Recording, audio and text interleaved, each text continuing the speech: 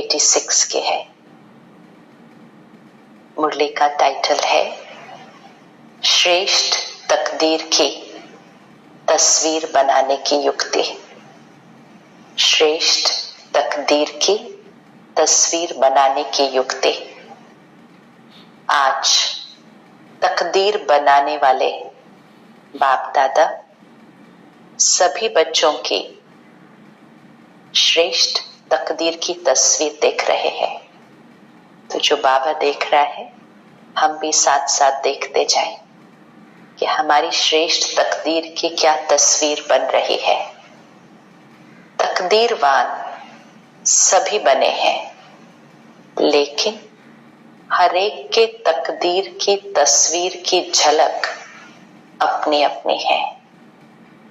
बाबा को पहचाना, बाबा के ज्ञान को अपने जीवन का हिस्सा बनाया तो तकदीर तो हर एक की बदल गई। लेकिन बाबा कह रहे हर एक के तकदीर की तस्वीर की झलक अपनी अपनी है। जैसे कोई भी तस्वीर बनाने वाले तस्वीर बनाते हैं तो कोई तस्वीर हजारों रुपए के दाम की अमूल्य होती है, कोई साधारण भी होती है।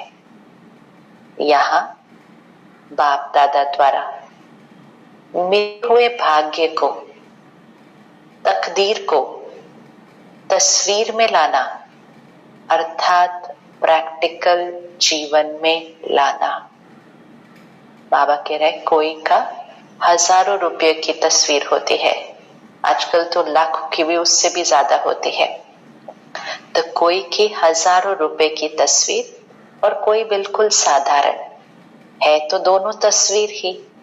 तो बाबा कह रहा है यहाँ बाबा द्वारा मिले हुए भाग्य को, तकदीर को तस्वीर में लाना अर्थात प्रैक्टिकल जीवन में लाना। तकदीर अर्थात हमें बाबा और ज्ञान मिल गया तो भाग्य तो मिल गया, लेकिन उसको अपनी तस्वीर में लाना, मतलब अपने इस तस्वीर में लाना, अपने प्रैक्टिकल जीवन में लाना, इसमें अंतर हो जाता है। तकदीर बनाने वाले ने एक ही समय और एक ने ही सभी को तकदीर बांटी है। आज दिन तक भी दुनिया में लोग कहते हैं भगवान बांट रहा था तो तुम कौन सा बर्तन लेकर गए थे, जबकि तो कहाँ से वो कहानी बनी होगी।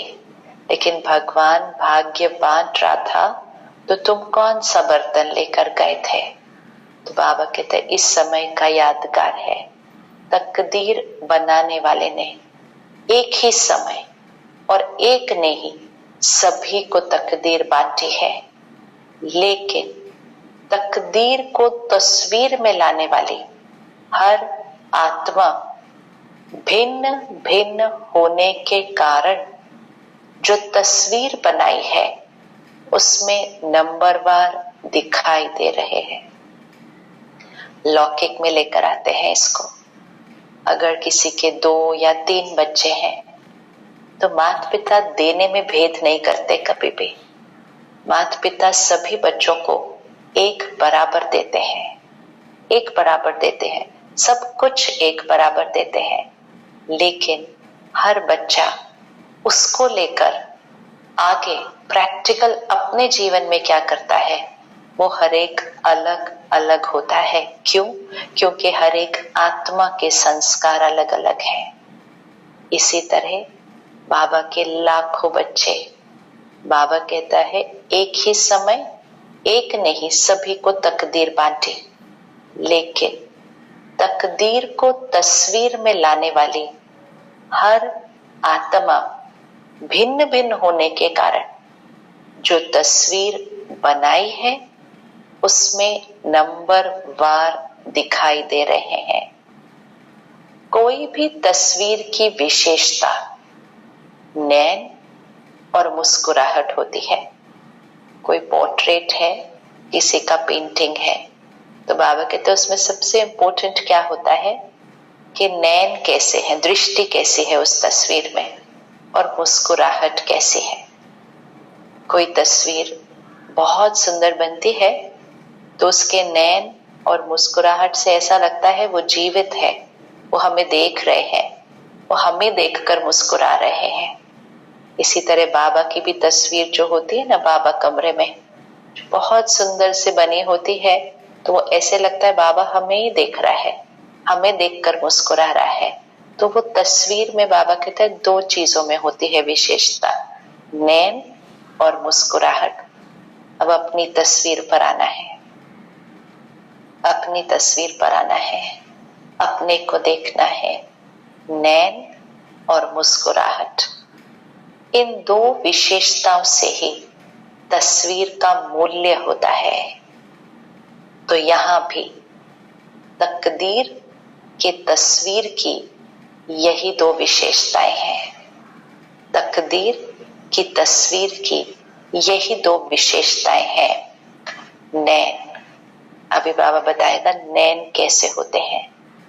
नैन अर्थात रूहानी, विश्व कल्याणी, रहम दिल, परोपकारी दृष्टि।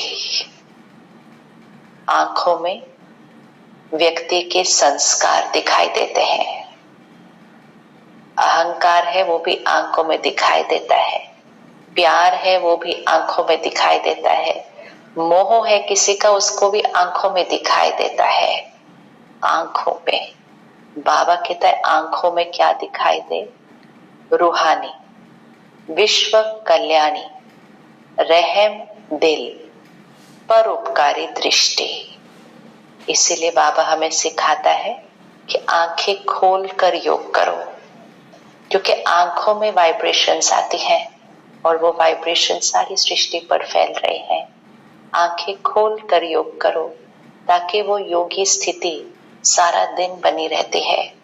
इसलिए अब ये चेकिंग, मुझ आत्मा के संस्कारों में कितना विश्व कल्याण की भावना है, रहम दिल की भावना है और दूसरों पर उपकार करने की भावना है। ये जीवन जीने का नजरिया होगा, पर्सपेक्टिव। इसलिए पर्सपेक्टिव को नजरिया बोला जाता है।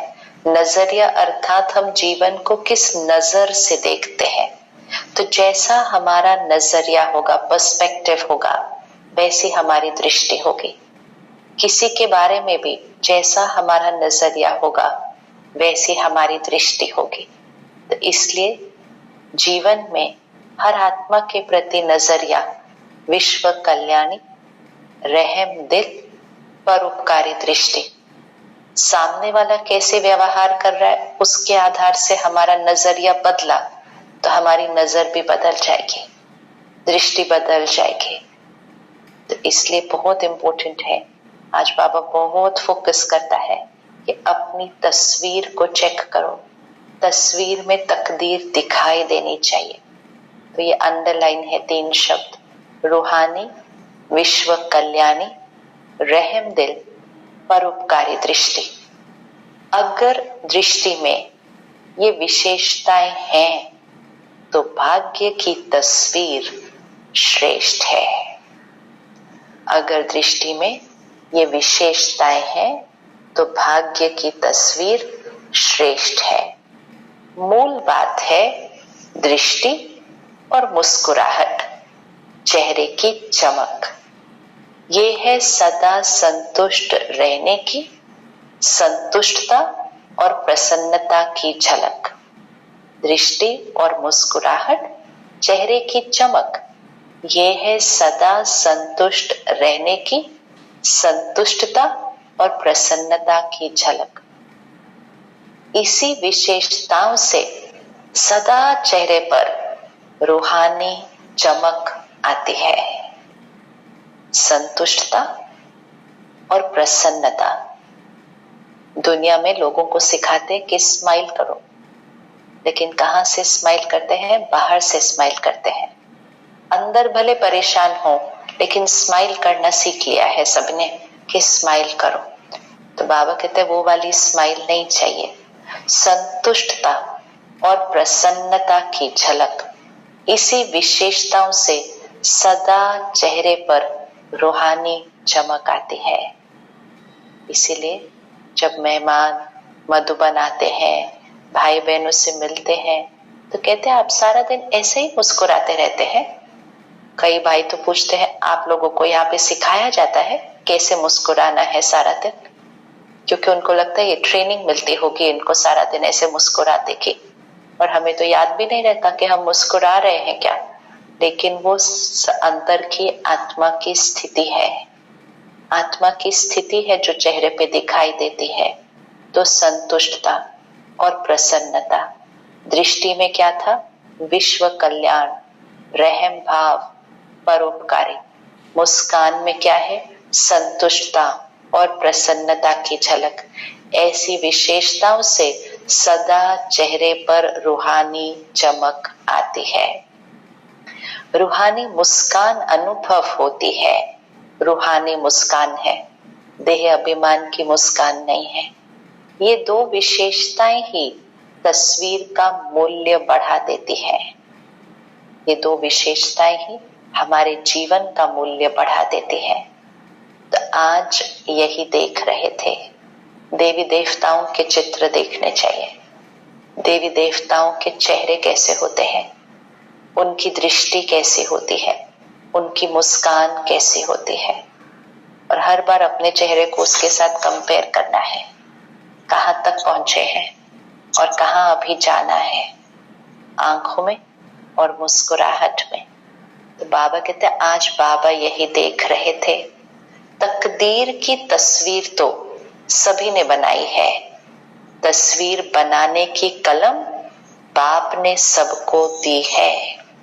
कलम, भगवान ने भाग्य बनाने की कलम दी है। भगवान ने अपने जीवन की तकदीर की तस्वीर बनाने की कलम दी है। वो कलम कौन सी है? श्रेष्ठ स्मृति, श्रेष्ठ कर्मों का ज्ञान। कितनी पावरफुल कलम!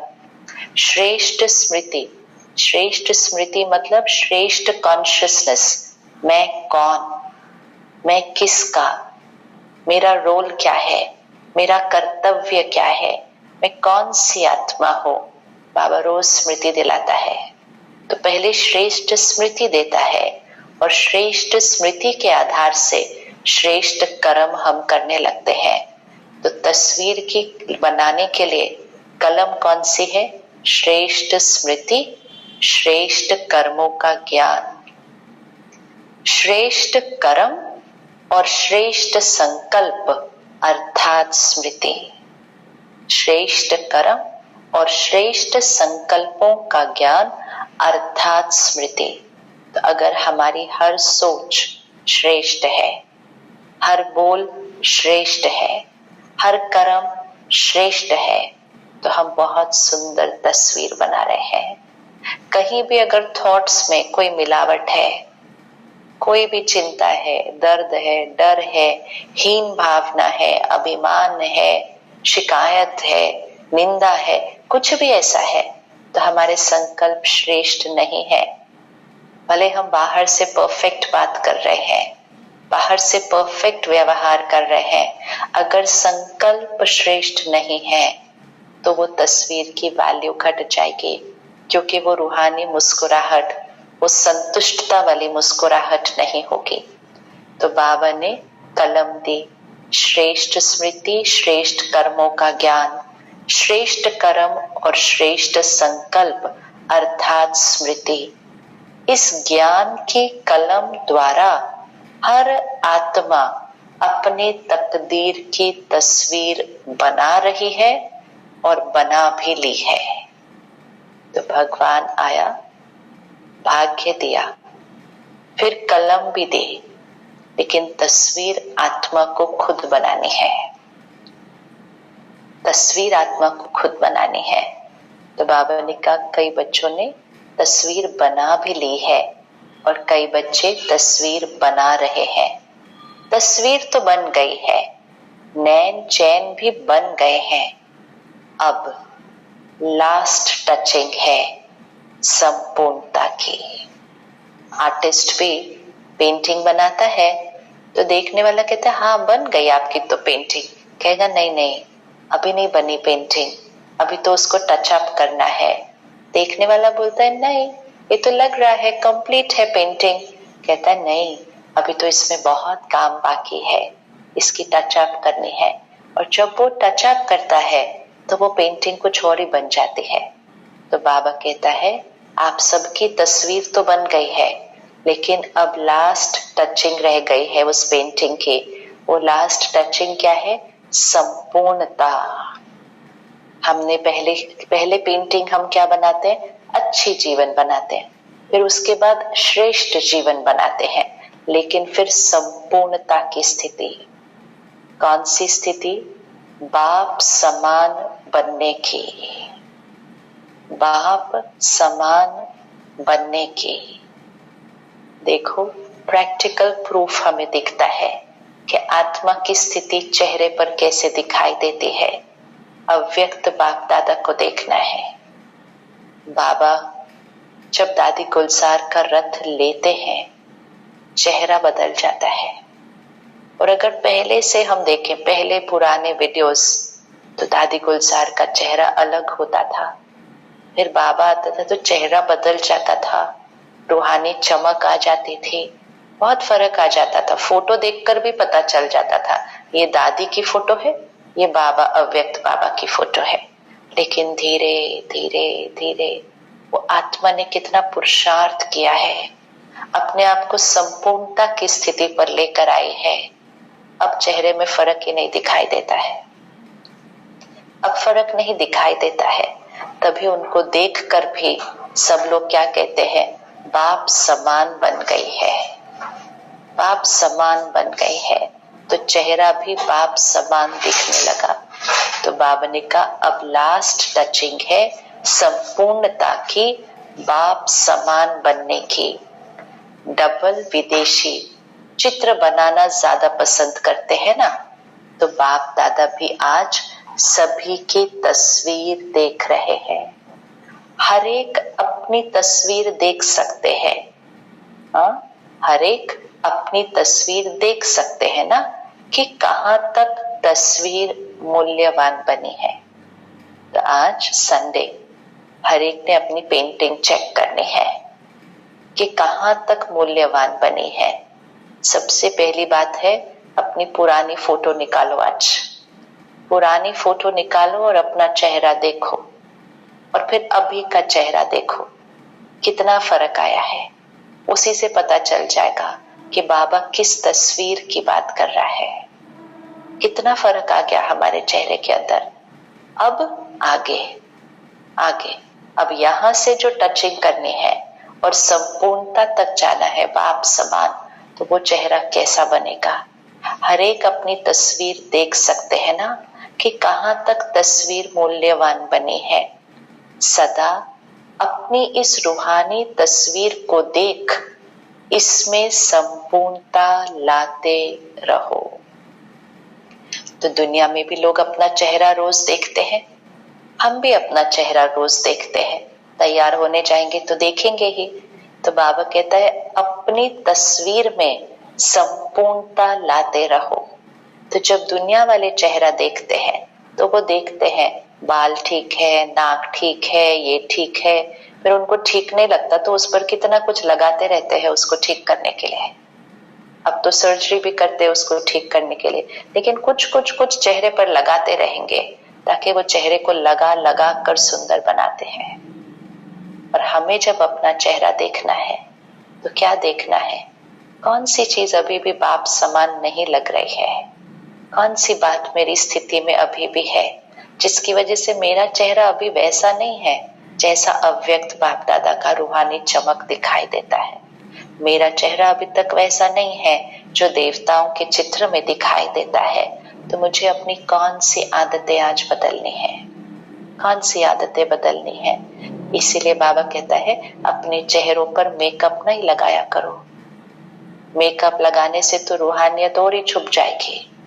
हमें वो वाली परफेक्शन नहीं चाहिए जो दुनिया को चाहिए, हमें आंतरिक परफेक्शन चाहिए। आंतरिक परफेक्शन चाहिए। दुनिया ने तो सब कुछ जो आंतरिक था वो बाह्य कर दिया है।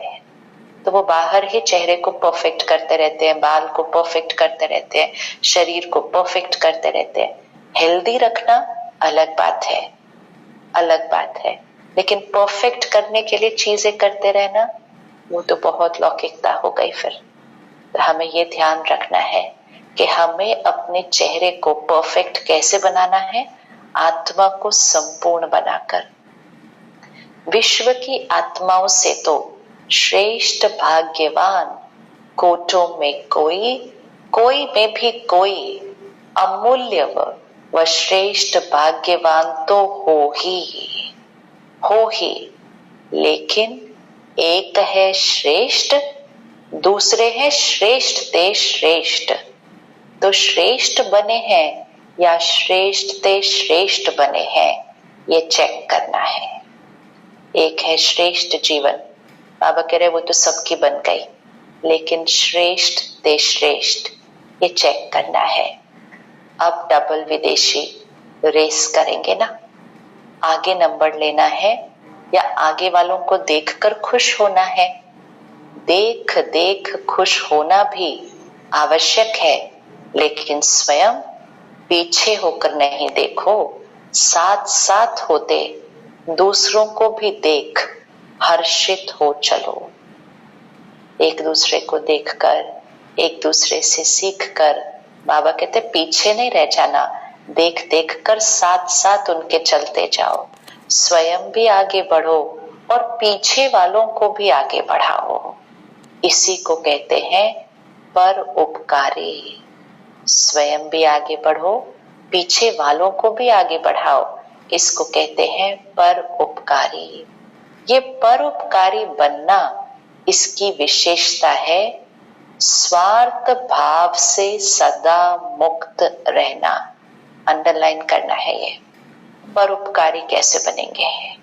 स्वार्थ भाव से सदा मुक्त रहना। स्वार्थ अर्थात स्व अर्थ, बाबा कहता है स्वार्थ अर्थात स्व अर्थ। तो स्वार्थ भाव से सदा मुक्त। देवी देवताओं का चेहरा, देवी देवताओं का चेहरा, बाबा का चेहरा, क्यों वो रूहानियत दिखाई देती है, चमक दिखाई देती है? क्योंकि बाबा को कुछ नहीं चाहिए, वो सिर्फ देता है, वो दाता का चेहरा है। देवी देवताओं को कुछ नहीं चाहिए, वो सिर्फ देते हैं। तो देना निस्वार्थ, स्वार्थ भाव से सदा मुक्त। अब हम अपनी चेकिंग करें, हमें क्या क्या अभी भी चाहिए। जब चाहिए खत्म होता जाएगा तो मन की स्थिति किसी भी बात में डिस्टर्ब नहीं होगी। हर एक परिस्थिति को, हर एक व्यक्ति को स्वीकार कर लेंगे, एक्सेप्ट कर लेंगे। किसी का भी व्यवहार यहाँ हलचल नहीं ला सकेगा, सिर्फ देने वाली आत्मा है। तो ये अंडरलाइन करना है, पर उपकारी, स्वार्थ भाव से सदा मुक्त रहना। हर परिस्थिति में, हर कार्य में, हर सहयोगी संगठन में जितना निस्वार्थपन होगा उतना ही परोपकारी होगा। परिस्थिति में, कार्य में, संगठन में जितना निस्वार्थपन होगा उतना ही परोपकारी होगा। स्वयं सदा भरपूर अनुभव करेगा, सदा प्राप्ति स्वरूप की स्थिति में होगा, तब परोपकारी की लास्ट स्टेज अनुभव कर और दूसरों को करा सकेंगे। लास्ट स्टेज, बिल्कुल स्वार्थ भाव खत्म, निस्वार्थ। निस्वार्थ क्या बन जाएगा? इच्छा मात्रम अविद्या, कोई इच्छा नहीं बचेगी, कुछ नहीं चाहिए होगा, कोई भी बात हिला नहीं सकेगी। उस स्थिति में बाबा कहता है वो परोपकारी की लास्ट स्टेज है। तब परोपकारी की लास्ट स्टेज अनुभव करेंगे और दूसरों को भी करा सकेंगे। जैसे ब्रह्मा बाप को देखा, लास्ट समय की स्थिति में उपराम और परोपकार, ये विशेषता सदा देखी। स्व के प्रति कुछ भी स्वीकार नहीं किया, न महिमा स्वीकार की, न वस्तु स्वीकार की, न रहने का स्थान स्वीकार किया। स्थूल और सूक्ष्म सदा पहले बच्चे, इसको कहते हैं परोपकारी। यही संपन्नता की, संपूर्णता की निशानी है। ब्रह्मा बाबा ने न महिमा स्वीकार की, न वस्तु स्वीकार की, न रहने का स्थान स्वीकार किया। हाँ, तो मधुबन में मकान बनने शुरू हुए, बिल्डिंग बनी, लेकिन बाबा नहीं गया वहां रहने के लिए। वो ही छोटे कमरे में था शुरू से एंड तक। तो बाबा कहते न स्थूल न सूक्ष्म। स्थूल चीजें स्वीकार नहीं की, वो इजी होता है। यहाँ कमरा नहीं लिया, कोई चीज नहीं ली, वो इजी है। लेकिन सूक्ष्म में भी कुछ नहीं चाहिए, कुछ नहीं चाहिए। भगवान का रथ था, लेकिन आज भी सब लोग भाई बहनों को पहचानते हैं, ब्रह्मा बाबा को नहीं जानते हैं, नहीं जानते। दुनिया में हर संस्था में ऑपोजिट होता है। जो फाउंडर होता है उसको पहचानते हैं और बाकियों को नहीं जानते हैं। यहाँ ऑपोजिट है। हर शहर में, हर शहर के निवासी उस शहर की दीदी को पहचानेंगे, बोले हाँ हमारे यहाँ ये ब्रह्मा कुमारी बहन है, बहुत अच्छी सेवा करती है, बहुत अच्छा है। बहनों को जानते हैं, भाइयों को जानते हैं, ब्रह्मा बाबा को नहीं जानते हैं। तो ये ब्रह्मा बाबा ने करके दिखाया है कि सबको आगे रखा है, खुद पीछे। तो बाबा कह रहे स्थूल और सूक्ष्म सदा पहले बच्चे, इसको कहते हैं परोपकारी। यही संपन्नता की, संपूर्णता की निशानी है। समझा? मुरलियां तो बहुत सुनी, अब मुरलीधर बन सदा नाचते और नचाते रहना है। मुरली भी सांप के विष को भी समाप्त कर लेती है। मुरली, सांप जो होता है वो देखा है ना पुराने जमाने में, अब तो पता नहीं होता है कि नहीं वो, लेकिन वो सांप जो ऐसा होता है, वो मुरली जो वो बजाता है सपेरा, वो उसके विष को भी समाप्त कर देता है। तो मुरली से सांप के विष को भी समाप्त कर लेते हैं। तो ऐसा मुरलीधर हो जो किसी का कितना भी कड़वा स्वभाव संस्कार हो उसको भी वश कर दे, अर्थात उससे मुक्त कर नचा दे।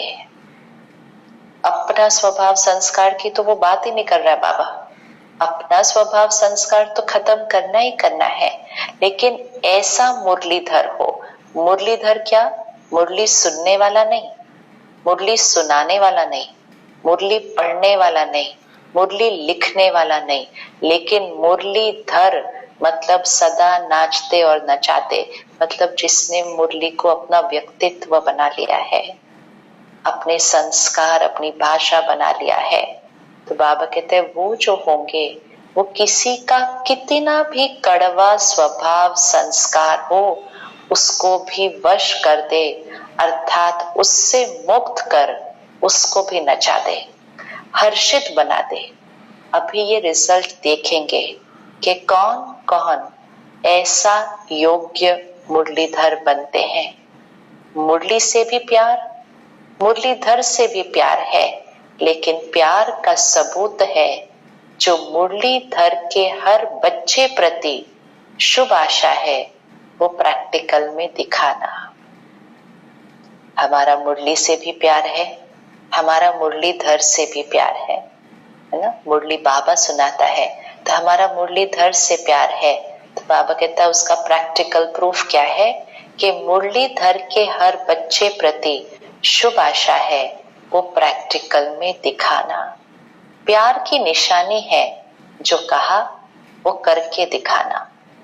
ऐसे मास्टर मुरलीधर होना, बनना ही है। अब नहीं बनेंगे तो कब बनेंगे? करेंगे ये ख्याल नहीं करो, करना ही है। हर एक यही सोचे कि हम नहीं करेंगे तो कौन करेगा, हमको करना ही है।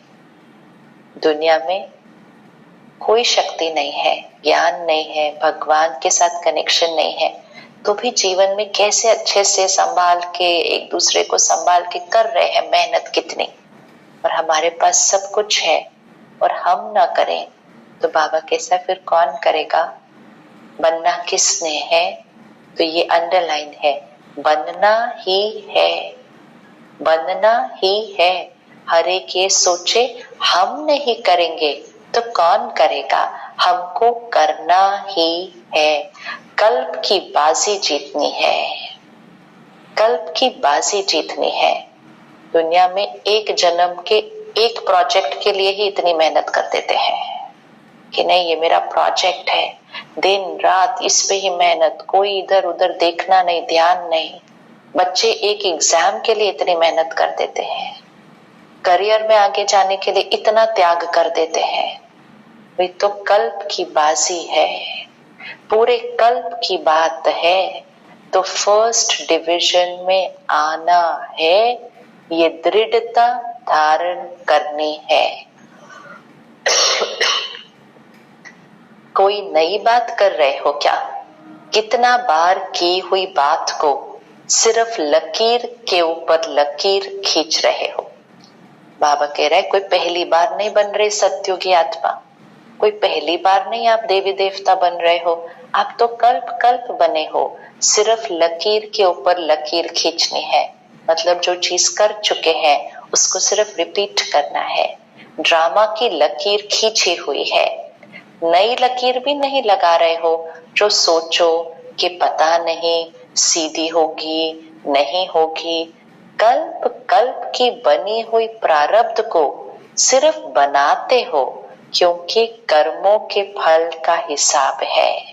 बाकी नई बात क्या है? ये तो बहुत पुरानी है, हुई पड़ी है। ये है अटल निश्चय, ये नई बात नहीं है, ये बहुत पुरानी है। ये है अटल निश्चय। सोनिया बेन, आप अपना वीडियो म्यूट करेंगे?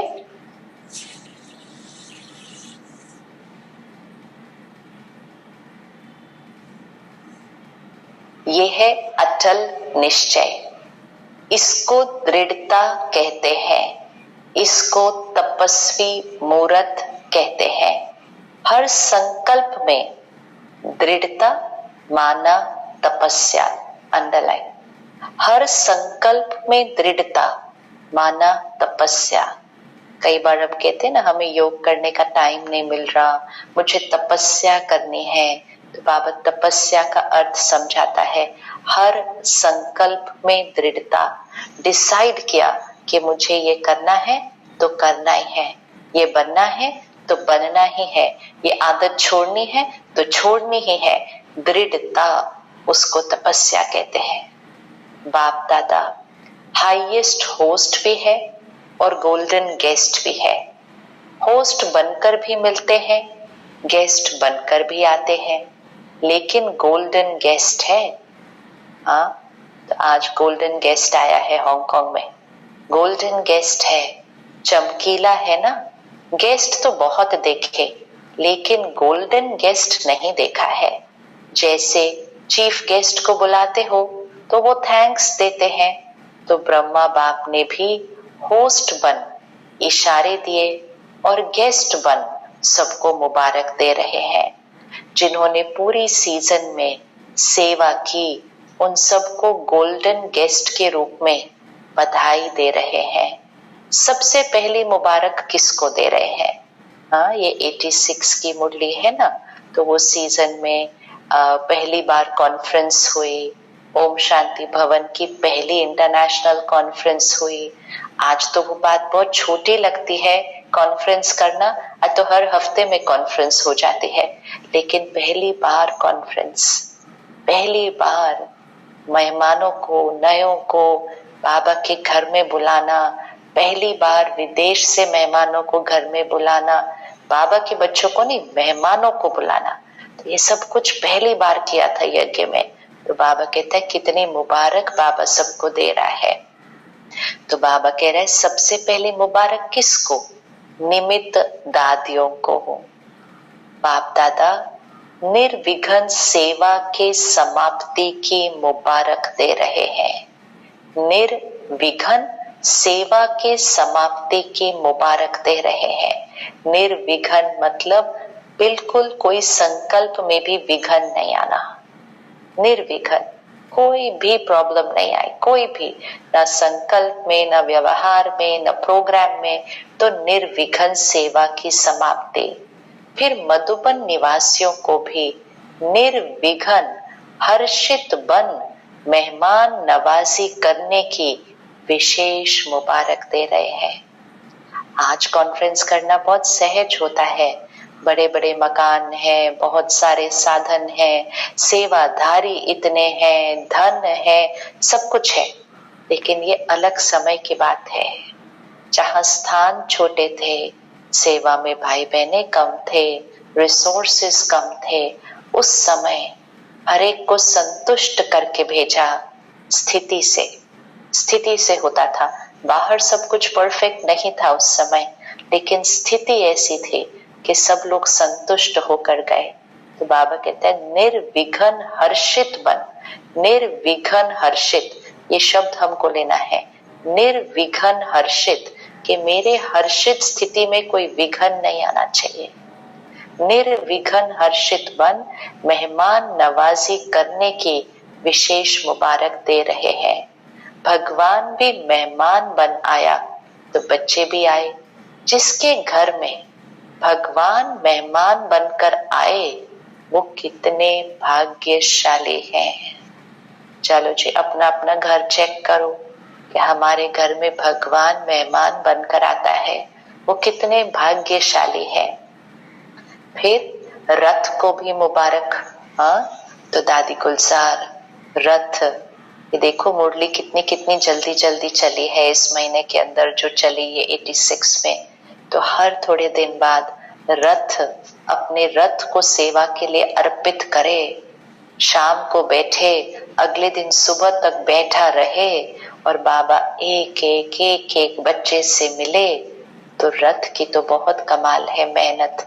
तो बाबा कह रहे रथ को भी मुबारक है, क्योंकि ये पाठ बजाना कोई कम बात नहीं है। इतनी शक्तियों को इतना समय प्रवेश होने पर धारण करना, ये भी विशेष पाठ है।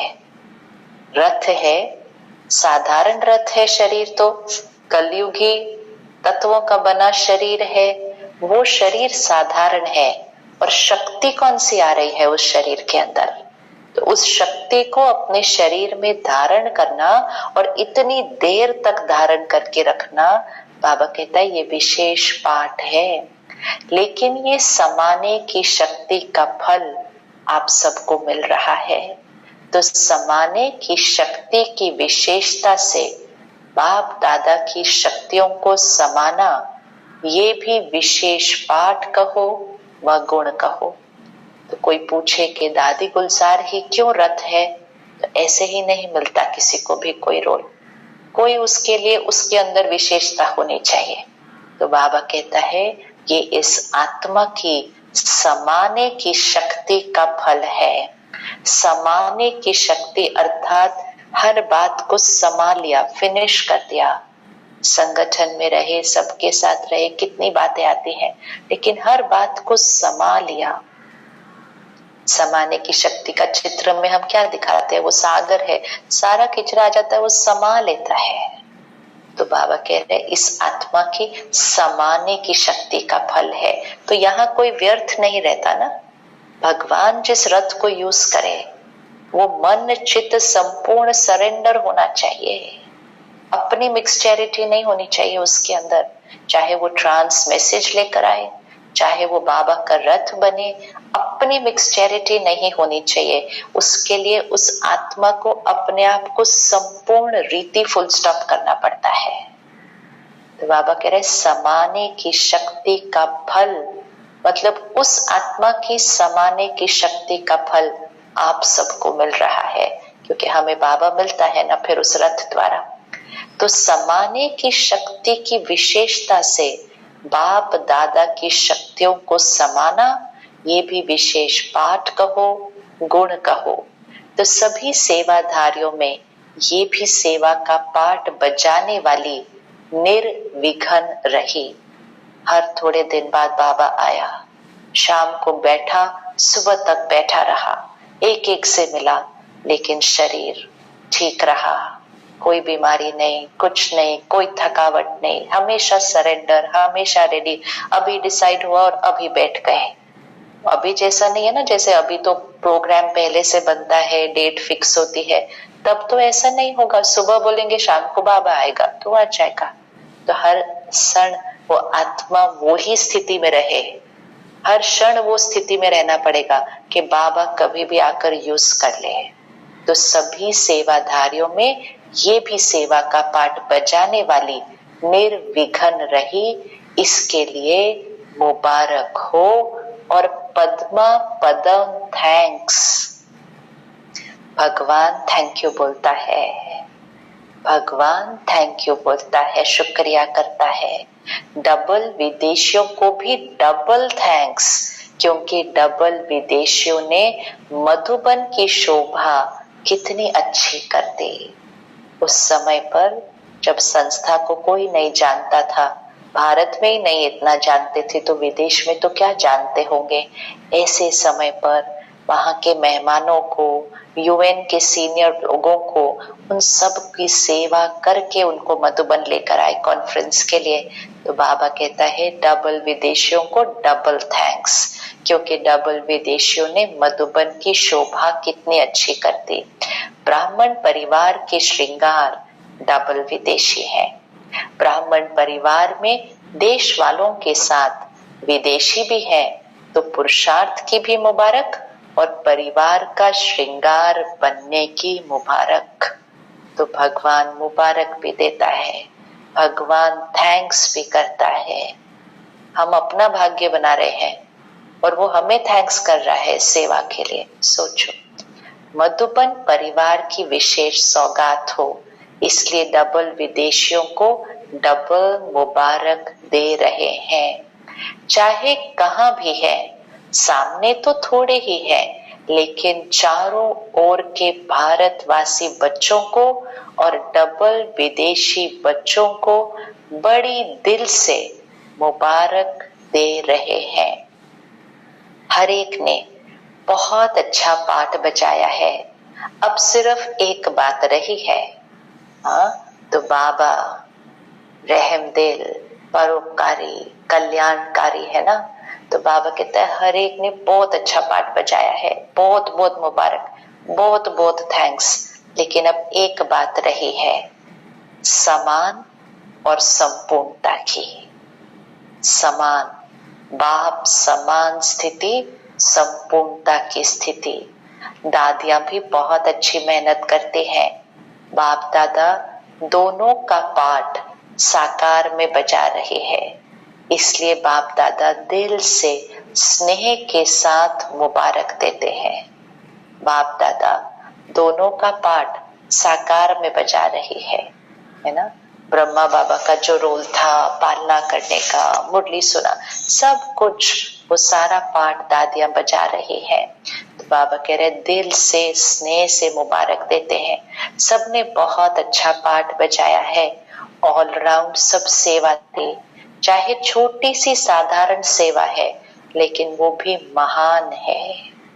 छोटी सी साधारण सेवा है, लेकिन वो भी महान है। हर एक ने अपना भी जमा किया और पुण्य भी किया। सभी देश विदेश के बच्चों के पहुंचने की भी विशेषता मुबारक योग्य है। बाबा कहते आप आए उसकी भी मुबारक। कितनी कितनी मुबारक देता है। सेवा में जो निमित्त है उन्हों को भी तकलीफ नहीं देनी चाहिए। अपने अलबेलेपन से किसी को मेहनत नहीं करानी चाहिए। अपने वस्तुओं को संभालना ये भी नॉलेज है। बाबा कह रहे सब सेवा कर रहे थे, लेकिन हमें ध्यान रखना चाहिए, ध्यान रखना चाहिए कि हमारी वजह से किसी को कोई तकलीफ नहीं होनी चाहिए। अपने अलबेलेपन से किसी को मेहनत नहीं करानी। अपनी वस्तुओं को संभालना ये भी नॉलेज है। बताओ, भगवान ये भी सिखाता है कि अपनी चीजों को कैसे संभाल के रखना है। तो ये भी संस्कार। क्यों संस्कार? बाबा एक्यूरेसी सिखाता है। एक्यूरेसी, क्योंकि वो 16 कला संपूर्ण आत्मा हमको बना रहा है। हम कैसे काम करते हैं, क्या रखते हैं, किधर रखते हैं, रख को भूल जाते हैं। कोई हमारे पीछे पीछे आए बोलने के लिए आपका ये रह गया, आपको एक आधी बार हो गया, लेकिन अगर वो हमारा संस्कार हो तो उसको चेंज करना है, क्योंकि आत्मा को परफेक्ट बनना है।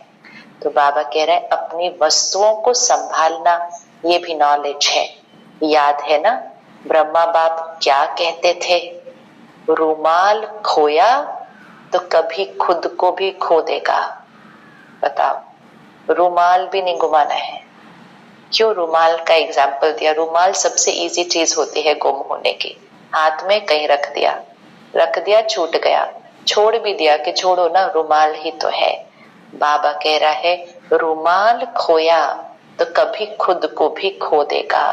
रुमाल खोया मतलब अटेंशन की कमी, अवेयरनेस की कमी। तो बाबा कह रहे रुमाल जो खो सकता है वो कभी खुद को भी खो सकता है। इसलिए दुनिया ने रुमाल यूज करना ही बंद करके टिश्यू पेपर ही यूज करना शुरू कर दिया। मैंने कहा कौन ध्यान रखे? तो बाबा कहता है ऐसा थोड़ी, संस्कार, अटेंशन, अवेयरनेस। तो अब चेक करना है कि क्या हमारी चीजें कभी खो जाती हैं, हमारी चीजें नहीं मिल रही होती हैं, हमारी चीजें कहीं छूट जाती हैं, कहीं भूल जाती हैं। आज बाबा वो संस्कार को भी अंडरलाइन करा रहा है। हर कर्म में श्रेष्ठ और सफल रहना, इसको कहते हैं नॉलेजफुल। शरीर की भी नॉलेज, आत्मा की भी नॉलेज, दोनों नॉलेज हर कर्म में चाहिए। शरीर की बीमारी की भी नॉलेज चाहिए। आज सामान संभालना सिखा रहा है, शरीर संभालना सिखा रहा है, शरीर की बीमारी की भी नॉलेज चाहिए। मेरा शरीर किस विधि से ठीक चल सकता है, मतलब हमें पता है कि हमें ये खाना चाहिए, ये नहीं खाना चाहिए, इस समय ये करना चाहिए, ये नहीं करना चाहिए। बाबा बोलते सब नॉलेज है, लेकिन अगर उसको इम्प्लीमेंट नहीं करें तो अर्थात वो आत्मा की शक्ति की कमी की निशानी है। कई बार नहीं होता, लोगों को पता है हमें ये नहीं खाना चाहिए, लेकिन कहते नहीं कोई बात नहीं ना, अब आया है सामने, बन गया है, थोड़ा सा ले लेते हैं। तो ये है आत्मा की शक्ति की कमी है। तो बाबा एक्चुअली शरीर की चेकिंग नहीं कर रहा, बाबा इन सारी चीजों से भी आत्मा की ही चेकिंग कर रहा है कि शरीर ठीक नहीं होगा तो योग भी नहीं लगेगा। मेरा शरीर किस विधि से ठीक चल सकता है, ऐसे नहीं कि आत्मा शक्तिशाली है, शरीर कैसा भी है। शरीर ठीक नहीं होगा तो योग भी नहीं लगेगा, फिर शरीर अपनी तरफ खींचता है। इसलिए नॉलेजफुल में ये सब नॉलेज आ जाती है। अच्छा, बाप दादा कुछ कुमारियों को समर्पण समारोह बाप दादा के सामने हुआ। बाप दादा सभी विशेष आत्माओं को बहुत सुंदर सजा सजाया देख रहे हैं। तो कन्याओं का जब समर्पण, बहनों का सरेंडर सेरेमनी होता है ना, तो वो सब सजाया होता है उनको। तो बाबा कहते हैं बाबा विशेष आत्माओं बहुत सुंदर सजा सजाया देख रहे हैं। दिव्य गुणों का श्रृंगार कितना बढ़िया है, सभी को शोभनिक बना रहा है। दिव्य गुणों का श्रृंगार, वो इधर वाला श्रृंगार नहीं देखता, दिव्य गुणों का श्रृंगार कितना बढ़िया है, सबको शोभनिक बना रहा है। लाइट का ताज कितना सुंदर चमक रहा है।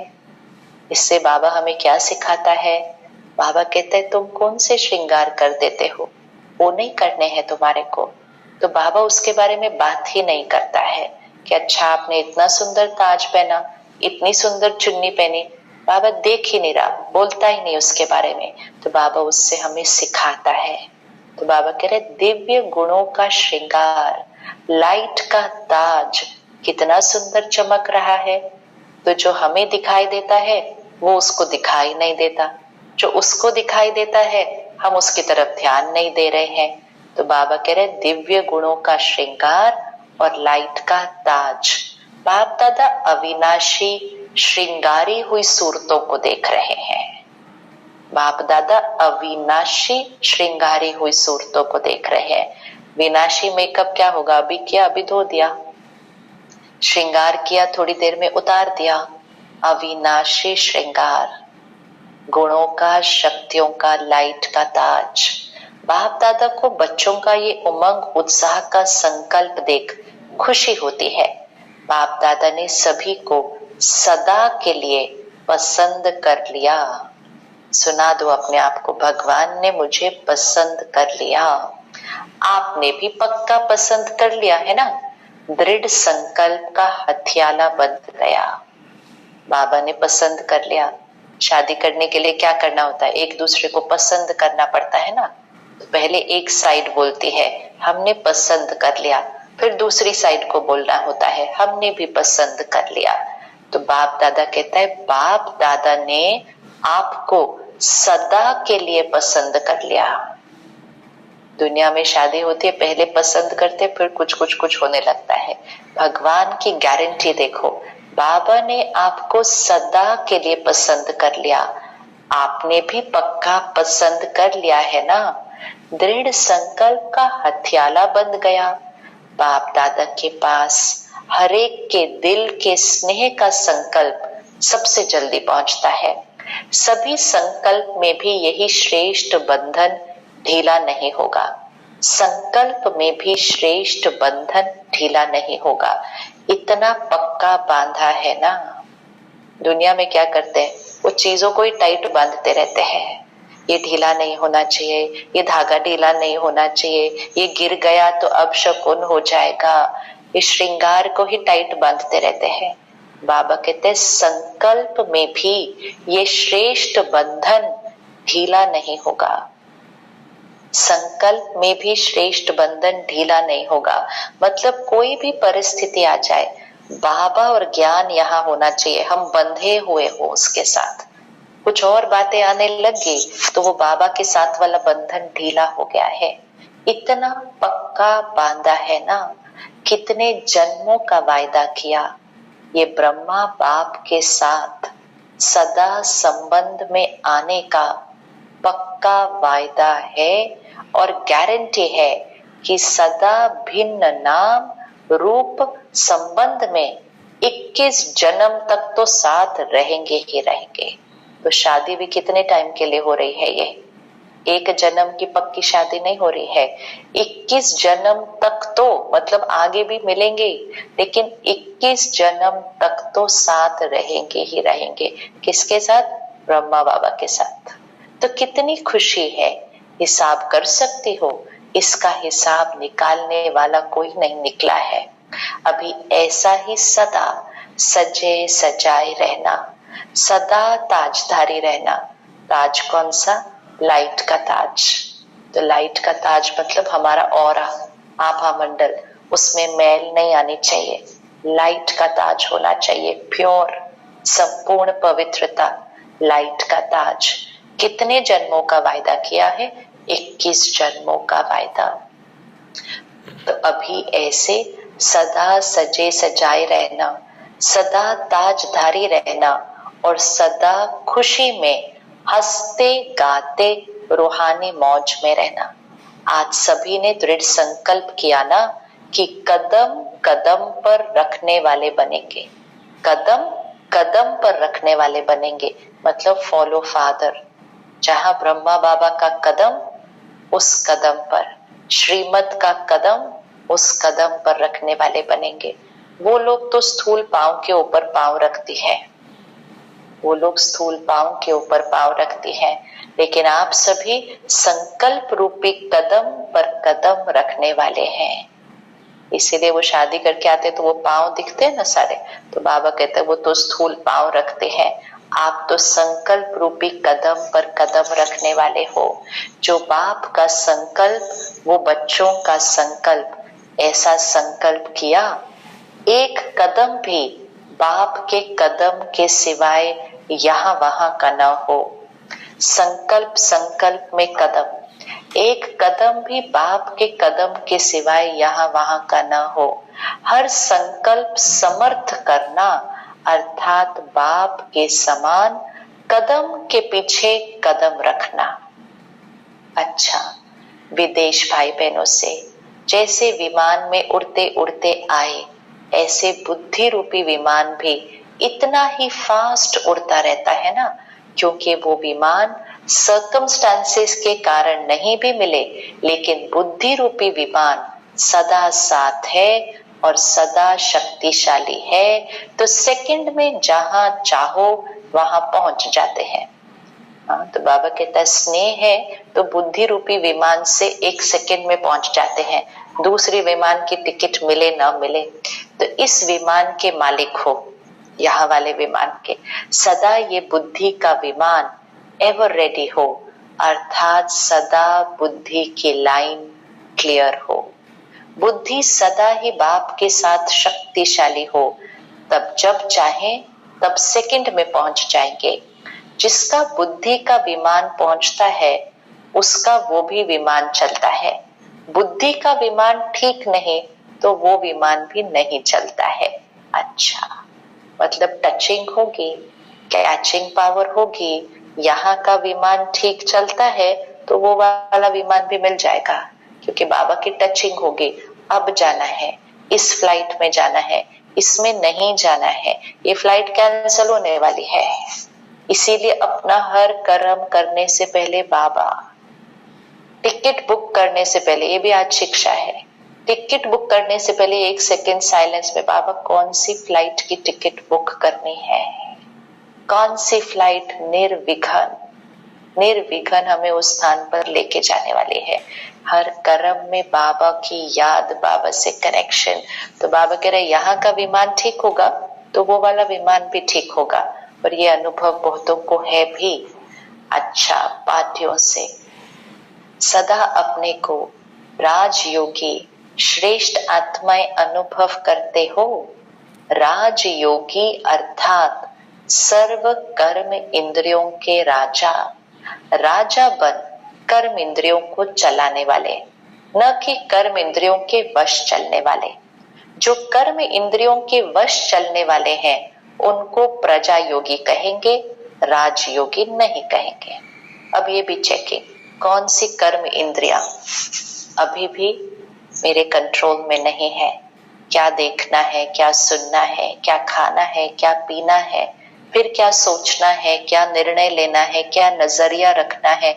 तो सूक्ष्म कर्म इंद्रिया और ये स्थूल कर्म इंद्रिया कौन सी मेरे अभी भी वश में नहीं है। जब ज्ञान मिल गया कि कर्म इंद्रिया मेरे कर्मचारी है, मैं आत्मा मालिक हूं, तो मालिक कभी सेवाधारियों के वश हो ही नहीं सकता, कितना भी कोई प्रयत्न कर ले। लेकिन राजयोगी आत्माएं सदा श्रेष्ठ रहेंगी, सदा राज्य करने के संस्कार अभी राजयोगी जीवन में भरने हैं, सदा यहाँ राज्य करना है, ये राजयोगी जीवन है। कुछ भी हो जाए, ये टाइटल अपना सदा याद रखना कि मैं राजयोगी हूँ। सर्वशक्तिवान का बल है, भरोसा है, तो सफलता अधिकार रूप में मिल जाती है। सर्वशक्तिवान का बल है, भरोसा है, तो सफलता अधिकार रूप में मिल जाती है। अधिकार सहज प्राप्त होता है, मुश्किल नहीं होता है। सर्व शक्तियों के आधार से हर कार्य सफल हुआ ही पड़ा है। सदा फकुर रहे, मैं दिल तख्त नशीन आत्मा हूँ। शुरू में बाबा ने कहा ना, कलम कौन सी, श्रेष्ठ स्मृति श्रेष्ठ कर्म, ये सारी श्रेष्ठ स्मृतियां हैं कि मैं कौन सी आत्मा हूँ। मैं राजयोगी आत्मा हूँ, मैं दिल तख्त नशीन आत्मा हूँ। ये फकुर अनेक फिक्रों से पार कर देगा। भगवान के दिल में रहते हैं, फिर भी चिंता करेंगे हमारे जीवन में क्या होगा, ये ऐसे कैसे होगा, ये वैसे कैसे होगा। बाबा कहते निश्चय नहीं है कि किसके बने हो, किसके हो, कौन हो। निश्चय हो तो फिक्र नहीं हो सकती। ये फकुर अनेक फिक्रों से पार करा देता है। फकुर नहीं तो फिक्र ही फिक्र है। जिसको फकुर नहीं उसको फिक्र ही फिक्र रहेगी। तो सदा फकुर में रहे, वरदानी बन वरदान बांटते चलो। स्वयं संपन्न बन, औरों को संपन्न बनाना है। औरों को बनाना अर्थात स्वर्ग के सीट का सर्टिफिकेट देते हो। देखो, औरों को स्वर्ग की सीट का सर्टिफिकेट देने की पावर भी भगवान ने दी हुई है। कागज का सर्टिफिकेट नहीं देते, अधिकार का सर्टिफिकेट देते हो। अच्छा, हर कदम में पद्मों की कमाई जमा करने वाले अखुट खजाने के मालिक बन गए। ऐसे खुशी का अनुभव करते हो क्योंकि आजकल की दुनिया है ही धोखेबाज। धोखेबाज दुनिया से किनारा कर लिया। धोखे वाली दुनिया से लगाव तो नहीं है, सेवा अर्थ कनेक्शन है। वर्ड्स को चेक करना, दुनिया से कनेक्शन, लगाव नहीं। लगाव नहीं। जिसका दुनिया की कोई भी चीज, कोई भी व्यक्ति से लगाव होगा, धोखा खाएगा। लगाव मतलब अटैचमेंट, डिपेंडेंसी। डिपेंडेंसी डिपेंडेंसी मतलब मेरे मन की स्थिति इस चीज पर डिपेंडेंट है, वो चीज हिली तो मेरा मन भी हिला, तो धोखा मिल गया। तो कनेक्शन रखना है, अपना रोल परफेक्ट प्ले करना है, लेकिन लगाव नहीं, डिपेंडेंसी नहीं। सेवा अर्थ कनेक्शन दूसरी बात है, लेकिन मन का लगाव नहीं होना चाहिए। तो सदा अपने को तुच्छ नहीं, साधारण नहीं, लेकिन श्रेष्ठ आत्मा है, सदा बाप के प्यारे हैं, इस नशे में रहो। जैसा बाप वैसे बच्चे, कदम पर कदम रखते अर्थात फॉलो करते चलो तो बाप समान बन जाएंगे। समान बनना अर्थात संपन्न बनना। ब्राह्मण जीवन की यही तो कार्य है। क्या करना है? कदम पर कदम फॉलो करते बाप समान बन जाएंगे।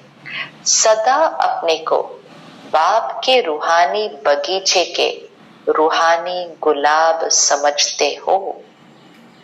सदा अपने को बाप के रूहानी बगीचे के रूहानी गुलाब समझते हो।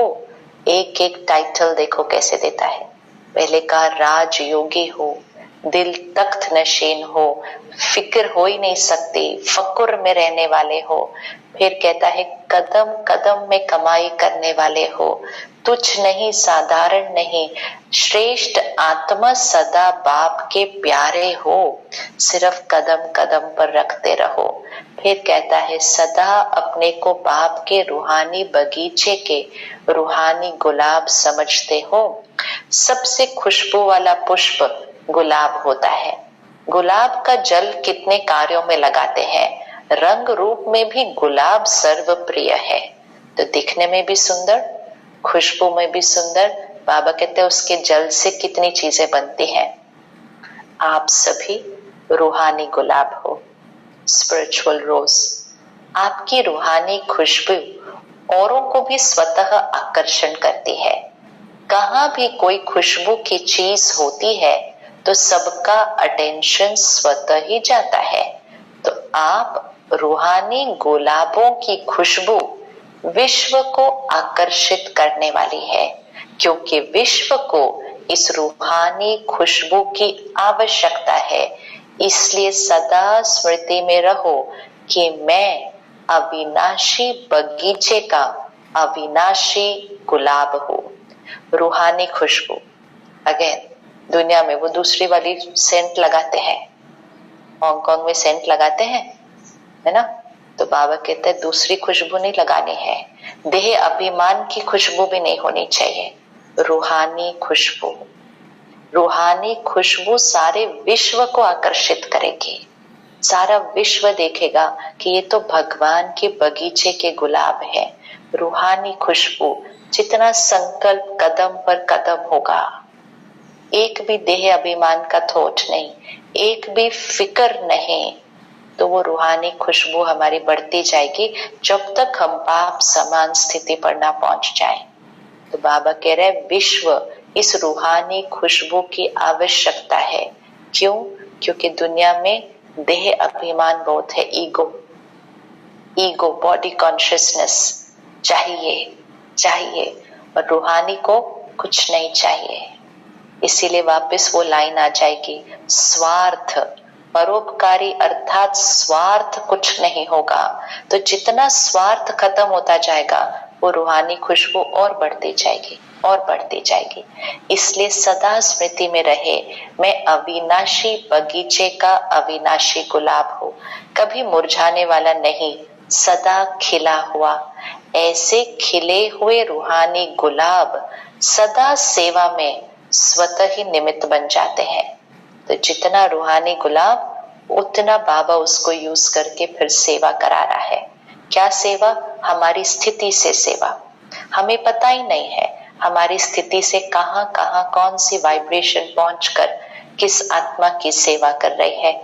तो स्थिति हमारी सेवा करती है। याद की, शक्तियों की, गुणों की, ये सब खुशबू सबको देते रहो। बाबा प्रोग्राम की सेवा नहीं बोलता, भाषण की सेवा नहीं बोल रहा, याद की, शक्तियों की, गुणों की ये खुशबू सबको देते रहो। स्वयं बाप ने आकर आप फूलों को तैयार किया है, तो कितने सिकी लते हो। भगवान के तैयार किए हुए फूल कितने सिकी लते हो। अच्छा, आज का वरदान, न्यारे और प्यारे बनने का राज जानकर राजी रहने वाले, राज युक्त भव। न्यारे और प्यारे बनने का राज जानकर राजी रहने वाले, राज युक्त भव। जो बच्चे प्रवृत्ति में रहते, न्यारे और प्यारे बनने का राज जानते हैं। न्यारे और प्यारे, न्यारे डिटैच्ड, प्यारे लवफुल। और इक्वेशन क्या है? जितना डिटैच्ड होंगे उतने लवफुल होंगे। जितना अभी भी कोई अटैचमेंट है उतना लव की कमी होगी, क्योंकि अटैचमेंट मतलब रूहानी खुशबू कम हो जाएगी, क्योंकि वो देह अभिमान है। काम, क्रोध, लोभ, मोह, अहंकार, मोह, अटैचमेंट। तो जितना अटैचमेंट उतना वो देह अभिमान है। अटैचमेंट एक विकार है। दुनिया द्वापर युग से ये श्रीमद् भागवत गीता पढ़ती आई और बोलती गई, काम, क्रोध, लोभ, मोह, अहंकार, और फिर भी क्या बोलते हैं? अटैचमेंट तो प्यार है, अटैचमेंट तो नेचुरल है। और एक दूसरे को कहना हो ना कि मेरा आपसे बहुत प्यार है, तो कहेंगे मेरे को बहुत अटैचमेंट है आपसे। शब्द ही बोल बोल कर अफर्मेशन करते गए कि अटैचमेंट है, अटैचमेंट है। बाबा कहता है अटैचमेंट तो विकार है, अटैचमेंट तो शक्ति को कम करता है, अटैचमेंट में हर्ट होती है, अटैचमेंट में दुख होता है। तो न्यारे और प्यारे बनने का राज जानकर राजी रहने वाले, राज युक्त भव। जो बच्चे प्रवृत्ति में रहते, न्यारे और प्यारे बनने का राज जानते हैं, वो सदा स्वयं भी स्वयं से राजी रहते हैं, प्रवृत्ति को भी राजी रखते हैं। साथ साथ सच्ची दिल होने के कारण साहिब भी सदैव उन पर राजी रहता है। जो न्यारे रहेंगे, डिटैच्ड रहेंगे, कुछ नहीं चाहिए, किसी परिस्थिति में नहीं हिलेंगे, तो स्वयं से राजी रहते। फिर प्रवृत्ति मतलब जिन लोगों के साथ हम रहते हैं वो भी राजी रहते, और फिर साहिब भगवान भी उन पर राजी रहता है। ऐसे राजी रहने वाले राजयुक्त बच्चों को अपने प्रति व अन्य किसी के प्रति किसी को काजी बनाने की जरूरत नहीं रहती। काजी मतलब किसी और के पास जाने की जरूरत नहीं पड़ती कि हमारी ये प्रॉब्लम है, हम दोनों के बीच ये प्रॉब्लम है, ये ठीक कर दो, नहीं रहती, क्योंकि वो अपना फैसला अपने आप कर लेते हैं। इसलिए उन्हें किसी को काजी, वकील या जज बनाने की जरूरत ही नहीं होती है। स्लोगन, सेवा से जो दुआएं मिलती हैं वो दुआएं ही तंदुरुस्ती का आधार है। सेवा से जो दुआएं मिलती हैं वो दुआएं ही तंदुरुस्ती का आधार है। तो आत्मा की शक्ति बढ़ाने के लिए और शरीर को निरोगी रखने के लिए सेवा से दुआएं मिलती हैं। तो एक ही मुरली में बाबा इतना कुछ दे देता है, कि एक ही मुरली को भी वो रोज उसमें से ही पॉइंट्स निकालते रहो ना, अगले महीने वही मुरली को फिर से स्टडी करेंगे तो और ही कुछ समझ में आएगा उसमें। तो बाबा ज्ञान का सागर है और बाबा हमारे प्रति वो कल्याण की परोपकारी की भावना रखता है कि हमारी तकदीर की तस्वीर बाप समान बन जाए। तो इसलिए आज से जब तैयार हो रहे होंगे तो अपने चेहरे को अलग नजरिए से देखना है। ये नहीं देखना कि कितना परफेक्ट है, हम बाहर जा रहे हैं सब ठीक है ना, मेरे शरीर चेहरे पर मेरी स्थिति कितनी परफेक्ट है जो मेरे चेहरे पर वो दिखाई दे रही है। तो बाबा ने आज अपनी तस्वीर बनाना सिखा दिया, कलम भी दे दिया, स्मृतियां भी दे दी, शादी भी करवा ली। कितना प्यारा कहा, मैंने तो आपको सदा काल के लिए अपना बना लिया, आपने सदा काल के लिए मुझे अपना बनाया। हथियाला दृढ़ बांधा, संकल्प में भी वो हथियाला हिलने नहीं देना है, हिलने नहीं देना है। तो बाबा, दुनिया में लोग भगवान को ढूंढते हैं, यहाँ भगवान कहता है मैंने आपको अपना बना लिया, आप भी मुझे अपना बना लो। तो सब ऑपोजिट चलता है यहाँ पर। भगवान आकर थैंक यू बोलता है, भगवान आकर मुबारक देता है। तो क्या भाग्य है आत्माओं का विशेष। तो रूहानी फ्रेग्रेंस, रूहानी खुशबू कदम पर कदम और सदा न्यारे, सदा न्यारे। ये सारी पॉइंट्स एक दूसरे से कनेक्टेड होती हैं, एक भी कर लो तो बाकी होती जाती है। तो आज की विशेष इस मुरली को हम फिर स्टडी करेंगे, फिर स्टडी करेंगे, उसमें से फिर निकालेंगे और अपनी चेकिंग जरूर करनी है कि मेरी तस्वीर में, मेरी आंखों में, मेरी मुस्कुराहट में वो कमियां जो है उसको भरते जाना है। शुक्रिया बाबा, थैंक यू। ओम शांति।